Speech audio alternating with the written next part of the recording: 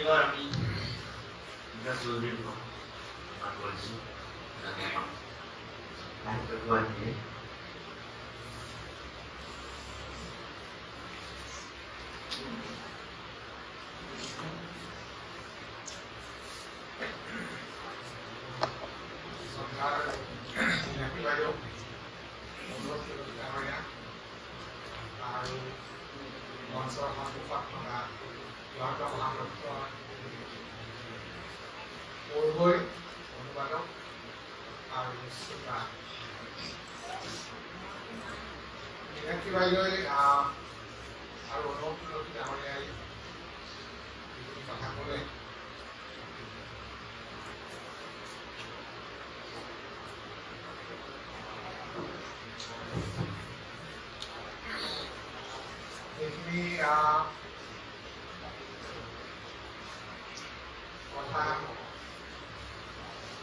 আচলতে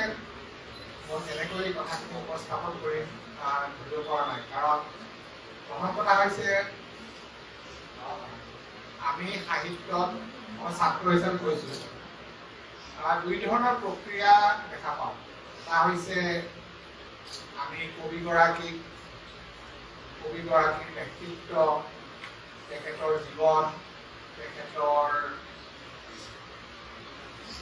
অনুপ্ৰেৰণা তাৰ দ্বাৰা আমি কেতিয়াবা বুজিবলৈ যত্ন কৰোঁ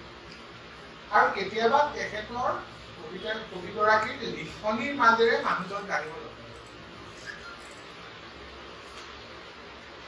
এতিয়া এই অনুবাদৰ কিতাপখন যিসকলে পঢ়িব আৰু যিসকলে হয়তো জয়ন্ত মহাপাত্ৰৰ ইংৰাজী কবিতা পঢ়িছে তাতে মই এটা আচৰিত ধৰণৰ কথা মই অনুভৱ কৰোঁ কবিতাৰ পঢ়ুৱৈ হিচাপে প্ৰথম কথা হৈছে ভাৰতীয় ইংৰাজী আমি ইণ্ডিয়ান ইংলিছ বুলি কওঁ ভাৰতীয় ইংৰাজী কবি আমাৰ বহু কেইগৰাকী আছে যেনেকৈ ধৰক জনপ্ৰিয় কবিও আছে কে দাৰুৱালা কমলা দাস জয়ন্ত মহাপাত্ৰ আৰু তেওঁলোকৰ এটা আমি এনে ক'ব পাৰোঁ তেওঁলোকৰ এটা পঢ়ুৱৈ ক্ষেত্ৰ আছে জয়ন্ত মহাপাত্ৰৰ কথাটো কিয় সুকীয়া কাৰণ বাইদেৱে যিটো কথা কৈছে যে কবিগৰাকী মানুহজনক যদি আমি বিচাৰিবলৈ যাওঁ যে মই কবিতা পঢ়িলোঁ আৰু কবিতা পঢ়ি মই মানুহজন জানিব মন কৰিলোঁ কোনে লিখিছে এই কবিতাটো কোনে লিখিছে মানুহজনটো জানিব মন যায় এটা সাধাৰণ আমাৰ কৌতুহল হয় ঔপন্যাসিক বা চিনেমাৰ এক্টৰ বা সংগীতজ্ঞ মানুহজন জানিব মন যায় নেপথ্যত কোন আছে কি ক্ৰিয়া কৰিছে এনেকৈ ভাবিছে আৰু আপোনালোকে দেখিব জয়ন্ত মহাপাত্ৰৰ বহু কবিতাত মই স্বৰূপটো আছে আই লৈ স্পিকিং চেল্ফ এই কথা কৈ আছে তেখেতৰ মই দেখিছোঁ তেখেতৰ কবিতাৰ বহুকেইটা ক্ষেত্ৰ আছে তেখেতৰে ইতিহাস লৈ কবিতা লিখিছে কোণাৰ্ক লৈ লিখিছে কটক লৈ লিখিছে উৰিষ্যা লৈ লিখিছে আৰু ভাৰতৰ বিভিন্ন পৰম্পৰালৈ লিখিছে আৰু বাইদেৱে যিটো কৈছে তেখেতৰ চেণ্ট্ৰেল যিটো শব্দ বা মেটাফৰ সেইটো হৈছে সম্বন্ধ ৰিলেশ্যনশ্বিপ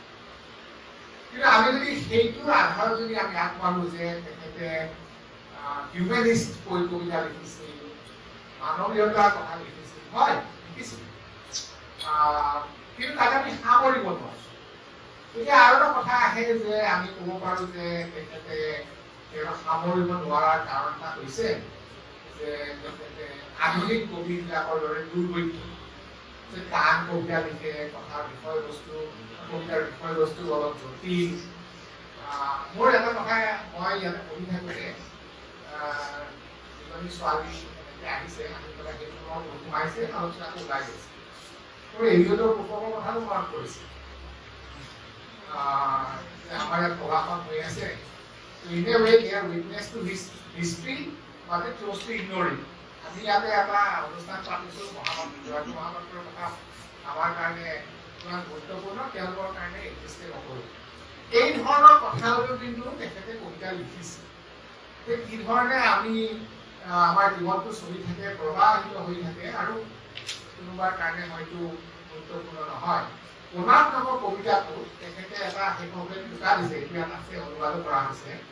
বিৰংগই কৈছে চাগে তাতে কথাটো বৰ সুন্দৰকৈ বুজাইছে যে লিজেণ্ড বা মিথ বা আমাৰ যি পৰম্পৰাগত যিখিনি আমাৰ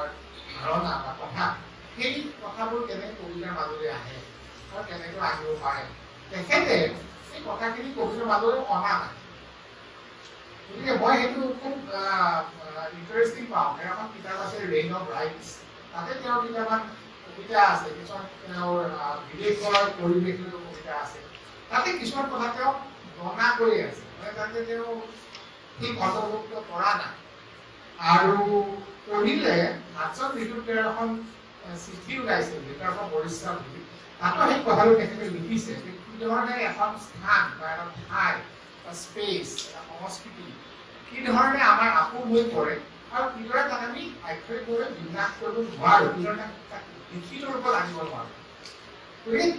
তেখেতে যি ধৰণৰ অনুশীলন কৰিছিলে মই ভাবো যে আমাৰ পঢ়ুৱৈৰ কাৰণে প্ৰত্যাহ্বানটো জয়ন্ত মহাপাত্ৰৰ কবিতা বুজাৰ ক্ষেত্ৰত এইকাৰণে নহয় যে তেখেতে খুব টান কবিতা লিখিছে খুব টান শব্দ ব্যৱহাৰ কৰিছে ভাষিক কিবা তেখেতে কুচকাৱাজ কৰিছে সেইটো কাৰণে নহয় কিন্তু আমাৰ যিটো অভ্যাস পঢ়ুৱৈ হিচাপে যে আমি কবিতাটো পঢ়িলে আমি তাৰ মাজেদি পয়েটিক মাইণ্ড কবি মন বুজাৰ এটা আমাৰ বাট মুকলি হয় যে এতিয়া মই বুজিলো জয়ন্ত মহাপাত্ৰৰ কবিতা বুজিলো সেইধৰণে গৈ আমি য'ত খুন্দা মাৰিম সেইজন কিন্তু জয়ন্ত মহাপাত্ৰ ঠিক নহয় আনহাতে তেওঁ নৈবত্তিক কোনো ধাৰণাৰ আধাৰত কবিতা লিখা নহয় তেখেতে নিজৰ ব্যক্তিত্বৰ পৰা আঁতৰাই ৰখা নাই ইম্পাৰ্চনেল পয়েট্ৰি লিখা নাই ইলিয়টৰ দৰে তেখেতে কোৱা নাই যে মোৰ ব্যক্তিত্বৰ বিচাৰি নাহিবা সেইটো কোৱা নাই তেখেত সোমাই আছে কিন্তু অলপ মোৰ কাৰণে এটা বেলেগ ধৰণৰ সেইটো ক'বলৈও দিগদাৰ কাৰণ তেখেতে সেইটো ইচ্ছা কৰি কৰা নাছিলে মানে এনেকুৱা লাগে কথাটো কৈছে যে তেখেতে ইচ্ছাকৃত কবি নহয় তাৰমানে he was not poet by choice মানে তেখেতে এনেকুৱা নহয় যে মই কবিয়ে হম জন্মৰ পৰা এনেকৈ ভাবিছো সেইটো নহয় কিন্তু এনেকুৱা ধৰণৰ মোৰ এটা অনুভৱ হয় যে poetry came naturally to him যেতিয়া ভাষাটো তেওঁৰ তালৈ আহিলে কবিতা তেওঁৰ মাজলৈ আহিলে আৰু বাইদেৱে যিটো কথা কৈছে তেওঁ এটা সময়ত নিলিখাকে নোৱাৰে মানে তেওঁ এইটোৱে শব্দ বিচাৰিছে আৰু বাইদেৱে কেইটামান হোৱাটছএপ মেছেজ যদি এনেকুৱা লাগিছে যে কবিতা এভৰিথিং এণ্ড নাথিং মই বোলে সেই তাতেই কিন্তু সেই গোলাৰ্ধটো সোমাই আছে এভৰিথিং এণ্ড নাথিং মানে সকলো আছে অথচ নাই আৰু আমি ধৰক আমি ইংৰাজী কিছুমান কবি দেখা পাওঁ যেনেকৈ ধৰক ডিলেন টমাছে নিজৰ জন্মস্থান ৱেইলছ নিজৰ চহৰখন নিজৰ সংস্কৃতি নিজৰ পৰম্পৰা নিজৰ জীৱন নিজৰ জন্মদিন সেইটোৱে কবিতা কিন্তু কবিতাবোৰ জটিল কাৰণ তাতে বহুত আপোনাৰ তৰপ আছে জয়ন্ত মহাপাত্ৰৰ কবিতাত সেইটো আমি হয়তো সেনেকৈ চালে নাপাম কিন্তু আমাৰ অসমীয়া মানুহৰ কাৰণে আমি যিসকলে জয়ন্ত মহাপাত্ৰৰ কবিতা পঢ়িছো যিসকলে উৰিষ্যা দেখিছো বা যিসকলে উৰিষ্যালৈ যোৱা নাই আমাৰ উৰিষ্যাৰ ধাৰণা কিন্তু জয়ন্ত মহাপাত্ৰৰ চকু দিহে আমি বেছি স্পষ্টকৈ দেখিবলৈ পাইছো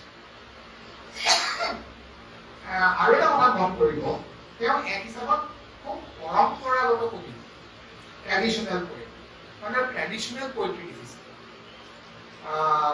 মানে প্ৰতিটো কবিতাত এটা কাহিনী আছে গল্প আছে কথা আছে আৰু সেইটো যদিও দেখাত সহজ যেন লাগে যে কবিতাৰ মাজত আমি গল্প এটা কাহিনী এটা কথা অলপ আমি সজাই পেলাই কৈ দিলো আমাৰ ইয়াত কবি আছে এইটো বৰ সহজ কথা নহয় tell a story in a poem বৰ সহজ কথা নহয় হয়তো সি বেছি আপোনাৰ গদ্যৰ ফালে গুচি যাব পাৰে তাৰ টাইপিক দিশটো নোহোৱা হৈ যাব পাৰে কিন্তু ইমান সহজ কথা নহয় তেখেতৰ যিবোৰ কবিতা হয়তো একেবাৰে দক্ষিণাৰ এটা শ্ৰুতি কবিতা পঢ়িছে গতিকে সেই শ্ৰুতি কবিতাটো এটা কাহিনী হৈ আছে গতিকে এইটো আপোনালোকে চাব কিছুমান কবিয়ে খুব যত্ন কৰিব লগা হয় ক্ৰাফ্টত এটেনশ্যন দিব লগা হয় যে মই এই শব্দ কাটিম এইটো হেৰি কৰিম এইটো মই তেখেতৰ টাইপিক যিটো প্ৰেক্টিচ পয়েটিক প্ৰেক্টিচ টাইপিক অনুশীলন সেইটো মই নাজানো মোৰ এনেকুৱা ভাৱ হয় যে তেখেতে সেইখিনি কৰিব লগা নহৈছিল আৰু ইংৰাজী ভাষাত তেখেতে আপোনালোকে দেখিব যে তেখেতে বিভিন্ন ফৰ্ম ট্ৰাই কৰিছে তেখেতে গল্পও লিখিছে ৰচনাও লিখিছে এছেও লিখিছে আৰু সেইবোৰত তেখেতৰ মই দেখিছো যে আনএপলজেটিক ৰেছপন্স তাৰমানে তেখেতে সেইলৈ কোনো মানে তেখেতে দ্বিধাবোধ কৰা নাই যে মই ৰচনা লিখিছো ভাল হৈছে বেয়া হৈছে মই এইটো এই মৰ্যাদা পাব লাগিব এইখিনি মই ইমান ওপৰলৈ উচ্চতালৈ যাব লাগিব সেনেকুৱা ধৰণৰ তেখেতৰ কোনো হাবিয়াস নাই এই যে তেখেতে চেল্ফটো নোহোৱা কৰিব পাৰিছে তেখেতৰ যি দেশৰ ফালে সংযোজনৰ এটা কবিতা আছে অনুপ্ৰদৰ্শন অনুবাদ কৰিছে তেখেতে জয়ন্ত মহাপাত্ৰক লৈ খেলা কৰিছে সেইটো কবিতা মোৰ প্ৰিয় আচৰিত ধৰণৰ কবিতা যে জয়ন্ত মহাপাত্ৰলৈও কিবা হ'ব পাৰে নেকি তেখেতৰ সেইটো বিৰাট সুন্দৰ ধৰণৰ অনুশীলন আৰু ভাৰতীয় ইংৰাজী কবিতাবিলাকৰ ভিতৰত সেনেকুৱা কবিতা মই দেখা নাই ইউনিছ ডিচুজা তেখেত বম্বেৰ কবি এই আমাৰ যি বম্বে প্ৰকাশনৰ কথা কৈছে পইট্ৰিৱালা তাৰ পৰাই তেওঁ কবিতা ওলাইছে আৰু ভাৰতীয় ইংৰাজী কবিতা প্ৰকাশনৰ যিটো পৰম্পৰা তাতে জয়ন্ত মহাপাত্ৰৰ চন্দ্ৰভাগা আৰু বম্বে ক্লিয়াৰিং হাউচ এই দুইটা প্ৰকাশকৰ খুব ডাঙৰ অৱদান আছে আজি আমাৰ ভাৰতীয় ইংৰাজী কবিসকলৰ কাৰণে আমাৰ মূলসুঁতি যিবোৰ পাব্লিচাৰ পেংগুইন হাৰ্পাৰ কলিন্স তেওঁলোকে প্ৰকাশ কৰে কিন্তু আমাৰ সেইটো নাছিলে কলিকতাত আপোনাৰ পিংলালে কৰিছিলে গতিকে আমাৰ যিটো ইণ্ডিয়ান ইংলিছ পোয়েট্ৰি মুভমেণ্ট সেই মুভমেণ্টত বাইদেউ কৈছে চন্দ্ৰভাগা তাৰ ডাঙৰ অৱদান আছে আমি সেইটো সাধাৰণতে আমাৰ সেইটো কথা ভবা নাযায় কাৰণ চন্দ্ৰভাগাত আপোনালোকে চাব যে পুৰণা আপোনালোকে ইছ্যুবোৰ চাই তাতে প্ৰায়বোৰ কবি লিখিছে তেওঁলোকে শেষৰ খানলৈকে চন্দ্ৰভাগালৈ লিখি আছে সেইটো এটা খুব ডাঙৰ কথা আৰু সেই ষ্টেচাৰটো যে এখন জাৰ্নেল বা এখন একাডেমিক মেগাজিনৰ বা পলিটিক মেগাজিনৰ যি ষ্টেচাৰ মৰ্যাদা সেইটো জয়ন্ত মহাপাত্ৰৰ পৰা আহিছে তেখেতৰ যি ব্যক্তিত্ব বাইদেউ যিখিনি কথা কৈছে এজন হিউমেন বিং কিমান সুন্দৰ মনৰ গৰাকী আছে কিমান সুন্দৰ মানুহ আছিল মই দুবাৰ তিনিবাৰ লগ পাইছো এনেকৈ লগ পোৱা নাই কিন্তু সেই অনুভৱ বা যিয়ে তেখেতক লগ পাইছে সকলোৰে একেই অনুভৱ যে man is a heart of gold তেওঁ নিজক নোহোৱা কৰি দিব পাৰিছে হেৰুৱাই দিব পাৰিছে আৰু মই বহুত মানুহৰ তাক মই জয়ন্ত মহাপাত্ৰৰ ফটোগ্ৰাফ কৰা যদি অনুপ্ৰতি দিছে অনুপ্ৰতি নামত জয়ন্ত মহাপাত্ৰৰ কিতাপ তেনেকুৱা বহুত কিতাপ মই দেখিছো অৰ্থাৎ তেখেতৰ এই যিটো মানে সম্বন্ধ গঢ়াৰ যিটো তেখেতৰ আত্মিক যিটো প্ৰক্ৰিয়া তেখেতে নিজকে হেৰুৱাই দিব পাৰিছিল সম্বন্ধ গঢ়িব পাৰিছিল সেই কথাটো এতিয়া আৰু দুটা কথা মই ক'ব লাগিব এটা হৈছে যে আমি কেতিয়াবা কিতাপ পঢ়িলে যদি মই লেখকগৰাকীক জানো যদি মই অনুপ্ৰতি ব্যক্তিগতভাৱে জানো ৰাজীৱ জানো কুশলক জানো শংকৰক জানো কবি গতিকে মই ব্যক্তিগতভাৱে জানো এতিয়া মই ভাল কথা ক'ব লাগিব সেই কথাটো জয়ন্ত মহাপাত্ৰৰ ক্ষেত্ৰত ভাৱটোৱে নাহে মই বেয়াকে ক'লে কিমান ধৰিব সেই ভাৱটোৱে আমাৰ নাহে কিয় নাহে কাৰণ তেখেতে সেই এক ধৰণৰ separation of the politic self and the individual কৰিব পাৰিছিল সেইটো ইচ্ছাকৃত নহয় মই ভাবো যে তেখেতে যি ধৰণৰ কবিতা লিখিছিলে আৰু কবিতাবোৰ আপোনাক চাব আৰম্ভণিৰ যিবোৰ কবিতা আছে তেখেতৰ প্ৰথম পৰ্যায়ৰ যিবোৰ কবিতা আছে সেই কবিতাবোৰৰ শব্দবোৰ অলপ বেলেগ ধৰণৰ কিন্তু আপুনি অনুবাদ ওলাইছে এই অনুবাদ কিতাপখনতে অনুবাদৰ সেই দিশটো প্ৰকাশ পাইছে আৰু শেষৰ ফালৰ যিবোৰ কবিতা সেইবোৰ ইন্ট্ৰস্পেক্টিভ হৈ আহিছে প্ৰথম ফালৰ অলপ ডেছক্ৰিপটিভ আমাৰ এটা আমাৰ পাঠ্যক্ৰমত আছিলে এইটো প্ৰায় ধৰক 2005-06 এনেকুৱা মানে আমাৰ পাঠ্যক্ৰমত আছিলে এবাণ্ডেন্স চিমেট্ৰি পালাছ বুলি এটা কবিতা আছে সেই কবিতাটো আমাৰ পাঠ্যক্ৰমত আছে সেইটো এটা হিষ্টৰিকেল কবিতা, মানে এটা ঐতিহাসিক এটা পটভূমি আছে। এনেকুৱা কবিতা তেখেতৰ বহুত আছে, কিন্তু লাহে লাহে মই লক্ষ্য কৰিছো তেখেতৰ পিছৰ যিবোৰ কবিতা সেইকেইটা এক ধৰণৰ ফ্ৰম পাৰ্টিকুলাৰ টু ইউনিভাৰ্চেল, মানে ব্যক্তিগত এখন ঠাইৰ লগত যিটো সম্বন্ধ, তেখেতৰ যিটো পালাচৰৰ সম্বন্ধ, গোপালপুৰ এক্সি বা কোণাৰ্ক তাৰ লগত যিটো তেখেতৰ সম্বন্ধ, তেখেতে তাত গৈছে, পাইছে, অভিজ্ঞতা কৰিছে, তাৰ পৰা কবিতাটো উদ্ভাৱন হৈছে, কিন্তু পিছলৈকে তেখেতে সেই দিশটোৰ পৰা আঁতৰি আহি বেলেগ বেলেগ কথালৈ তেখেতে কবিতা লিখিছে। আৰু এই কবিতাবোৰ পিছৰ কবিতাবোৰৰ এক বেলেগ সোৱাদ আছে। আৰু মই লক্ষ্য কৰিছো অনুবাদৰ কথাখিনি ওলাইছে, যিহেতুকে অনুবাদৰ যিটো মই এনেকে ক'ব পাৰো যে এই কিতাপখনৰ যিটো প্লট, সেই প্লটটো খুব সুন্দৰ হৈছে। তাৰমানে যদিও মানে ক্ৰনলজিকেল হৈছে, আপোনাৰ পৰ্যায়ক্ৰমে কথাখিনি দিয়া হৈছে, সেই প্লটটো খুব সুন্দৰ হৈছে। গতিকে তাৰ ফলত কি হৈছে যে যদি কোনো পঢ়ুৱৈয়ে আজিলৈ জয়ন্ত মহাপাত্ৰৰ কবিতা পঢ়া নাই, ইংৰাজীত পঢ়া নাই, আৰু প্ৰথমবাৰৰ কাৰণে এইখন কিতাপ আগত লৈছে, তেওঁলোকে তেওঁৰ কাব্যিক উত্তৰণৰ দিশটো দেখা পাব। গতিকে এই যিটো আমাৰ এগৰাকী কবিৰ যি যাত্ৰা, তেখেতৰ কাব্যিক যিটো যাত্ৰা, এটা পৰ্যায়ৰ পৰা আন পৰ্যায়ৰ যিদৰে আগুৱাই যায়, সেই দিশটো ইয়াত দেখা পাব। আৰু এটা কথাটো হয় যে অনুবাদত কিছুমান কথা আমাৰ নতুনকৈ আহে, মানুহে কয় লষ্ট ইন ট্ৰান্সলেশ্যন, মই এইটোৱে কম যে গেইন ইন ট্ৰান্সলেশ্যন, কিছুমান কথা অনুবাদতো আহে। গতিকে ইয়াতে কিছুমান দিশ মই লক্ষ্য কৰিছো, যেনেকে ধৰক তেখেতে ৰাতিৰ কথা কৈছে, তেখেতে নিসংগতাৰ কথা কৈছে, সেই দিশটোৰ আমি যেতিয়া ইয়াত অসমীয়াত পঢ়ো, নিসংগতা, একাত্মত্ব, সেইবোৰ আমি লগে লগে আমাৰ মনলৈ এনেকুৱা ভাৱ আহে যে হয়তো কোনো চিনাকি, হয়তো পৰিৱেশ আমাৰ চিনাকি নহয়, পটভূমি আমাৰ চিনাকি নহয়, অসমীয়াত কিন্তু সেই কথাখিনি আহিছে। গতিকে মোৰ এনেকুৱা ভাৱ হয়, মই কেইটামান কবিতা ইংৰাজীৰ লগত মই মিলাই চাইছো, যেতিয়া মই ইংৰাজীটো পঢ়িছো তেতিয়া মোৰ এনেকুৱা ভাৱ হয় যে এই অনুভৱটো বা এই কথাখিনি মোৰ পৰা অলপ আঁতৰত, মই অসমীয়া হিচাপে এইখিনি মই ইংৰাজীত পঢ়িছো, ভালদৰে পঢ়িছো, কিন্তু মোৰ পৰা অলপ আঁতৰত অসমীয়াত যেতিয়া পঢ়িছো তেতিয়া তাত এটা এনেকুৱা ভাৱ আহিছিল হয়তো মোৰ চিনাকি। গতিকে যদি আপোনালোকে দুইটা মিলাই পেলাই কেতিয়াবা চাই, অনুবাদকসকলে চাইছে, কিন্তু পঢ়ু হিচাপে চাইতে দেখিব তাতে অসমীয়া ভাৱ এটা তাতে অনুবাদকসকলে বহুকেইটা কবিতা আনিব পাৰিছে। আৰু পঢ়ুৱৈৰ কাৰণে, যিসকলে এই কবিতাৰ কিতাপখন পঢ়িব, তেওঁলোকৰ কাৰণে সেইটো এটা ডাঙৰ অনুভৱ, কাৰণ তেওঁলোকে সেই কবিতাকেইটা পঢ়ি এনেকুৱা তেওঁলোকৰ মনলৈ ভাৱ আহিব এইটো মোৰ চিনাকি। আৰু এটা কথা আছে, সেইটো হৈছে যে এইকেইটা কবিতা যে আমাৰ অসমীয়া কবিতা নহয়, অসমীয়াত লিখা হৈছে, অসমীয়াত শব্দ কেইটা গোটেইখিনি কথা অসমীয়াত আমি পঢ়িব পাৰো, কিন্তু অসমীয়া যে নহয় সেই ভাৱটো এটা আছে, আৰু সেইটো খুব গুৰুত্বপূৰ্ণ। তাৰমানে যেতিয়া আমি অনুবাদ কৰো বা যেতিয়া আমি অনুবাদ সাহিত্য পঢ়ো, যদি মই স্পেইনৰ দৰকাৰ কথা কৈছে, যদি মই স্পেনিছ কবিতা পঢ়িছো, মই যদি অসমীয়াত যদি গোটেই কবিতাটো অসমীয়াই হৈ পৰে,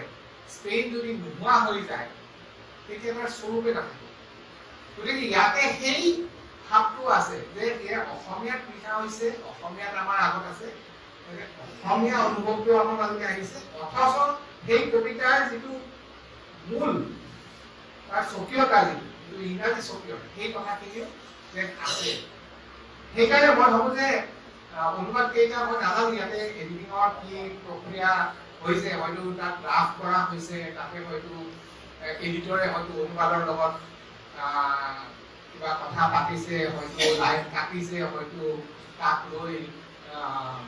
যুদ্ধ কৰিছে, সেইটো মই নাজানো। কিন্তু মই এন প্ৰডাক্টটো কৈছো যে তাতে কিছুমান কথা মই দেখিছো যে সেই ভাৱটো আছে, আৰু সেইটোৱে মোৰ কাৰণে খুব আনন্দৰ বিষয় যে জয়ন্ত মহাপাত্ৰৰ ইংৰাজী কবিতাৰ অসমীয়া অনুবাদ অসমীয়া পঢ়ুৱৈৰ কাৰণে, অথচ সেই জয়ন্ত মহাপাত্ৰৰ জগতখন কিন্তু ইয়াতে বৰ্তি আছে, ইয়াত আমি দেখা পাওঁ। আৰু যিখিনি আঠকথা, তাৰ যিখিনি কথা জয়ন্ত মহাপাত্ৰক যি ধৰণে তেখেতৰ প্ৰেক্ষাপট, তেখেতৰ জীৱন, তেখেতৰ ৰচনা, সেইখিনি কথা অনিৰুদ্ধই সুন্দৰকৈ কৈছে সেইখিনি খুব দৰকাৰ কেতিয়াবা আমাৰ এনেকুৱা হয় যে পঢ়ুৱৈৰ কাৰণে সেই চিনাকি সেই পৰিচয় আমাৰ যিসকলে জয়ন্ত মহাপাত্ৰৰ কবিতা পঢ়িছো তেখেতক জানিছো দেখিছো আমাৰ কথা বেলেগ যিসকলে তেখেতক লগ পোৱা নাই তেখেতক নাজানে প্ৰথমবাৰৰ বাবে কবিতা কিতাপ লৈছে এই প্ৰেক্ষাপট এই যিখিনি কন্টেক্সচুৱেল প্লেচমেণ্ট বুলি কওঁ সেইটো খুব প্ৰয়োজন আছে সেইখিনিও সুন্দৰকৈ আহিছে গতিকে মই আশা কৰিছো আৰু মই ভাবো যে এই কিতাপখন আমাৰ পঢ়ুৱৈ সমাজে আদৰি ল'ব আৰু জয়ন্ত মহাপাত্ৰক আৰু ভালদৰে জানিব আৰু জয়ন্ত মহাপাত্ৰৰ চৰ্চাৰ এক সুন্দৰ বাট ইয়াৰ পৰা মুকলি হ'ব গতিকে মই এনেও জয়ন্ত মহাপাত্ৰ বুলি ক'লে অলপ আবেগিক মই ভাৰতীয় ইংৰাজী কবিসকলৰ ভিতৰত দুগৰাকী কবিক মই লগ পাইছো অলপ ওচৰৰ পৰাই এগৰাকী জয়ন্ত মহাপাত্ৰ আনগৰাকী কে দাৰৱালা তেখেত বৰ বেছি দিন হয় তেখেতৰ মাজতে গ'লগৈ গতিকে অলপ আবেগিক সেইকাৰণে যে তেওঁলোকে ইংৰাজী ভাষাত লিখিও আমাৰ ওচৰত চাপিবলৈ সক্ষম হৈছিল আমাৰ যিবোৰ অনুভৱ আমাৰ যিবোৰ ভাৱ সেইবোৰ তেওঁলোকে তেওঁলোকৰ লিখনিৰ মাজেৰে লৈ আহিব সম্ভৱ তেওঁলোকে পাৰিছিল গতিকে আমি কৃতজ্ঞ দুয়োগৰাকীৰ ওচৰত আৰু বিশেষকৈ এই কিতাপখন এই ধৰণে সজাই ইমান সুন্দৰকৈ বেটুপাতটো দেখি মই প্ৰথমতে ভাবিছিলো যে ইয়াত কি ধৰণৰ চেষ্টা কৰা হৈছে কিন্তু এইটো অলপ বেলেগ ধৰণৰ এটা কাৰবাৰ বুলি ক'ব লাগিব জয়ন্ত মহাপাত্ৰৰ ওপৰত আছে তলত কবিতা আছে মাজত মানুহজন মুখখন গতিকে এক ধৰণৰ এটা টাইম লেপছৰ নিচিনাকে স্পেচ লেপছ দিয়া হৈছে যে অলপে লৈ পেলাই আমি আকৌ কবিতা গাইছো মহাপাত্ৰ আৰু কবিতা গতিকে এইটো ব্যৱস্থাপনা কি ধৰণে কৰা হৈছে নাজানো কিন্তু খুব সুন্দৰ হৈছে আৰু যিটো ৰং দিয়া হৈছে বেটুপাতৰ ৰং টাৰ্কইজ ভাঙৰ টাৰ্কইজ ব্লু সেইলৈ যদি কিবা চিন্তা ভাৱনা আছে সেইটো নাজানো কিন্তু মোৰ এনেকুৱা ভাৱ হয় যে you have like this color তেখেতৰ কাৰণ চন্দ্ৰভাগাৰ বহুখিনি সংখ্যা মই এইটো ৰঙত দেখিছো এইখিনিয়ে মই ক'লো মই আটাইলৈ কৃতজ্ঞ আৰু আমি সকলোৱে জয়ন্ত মহাপাত্ৰৰ স্মৃতিত তেখেতক শ্ৰদ্ধা নিবেদিছো এইখিনি মোৰ বক্তব্য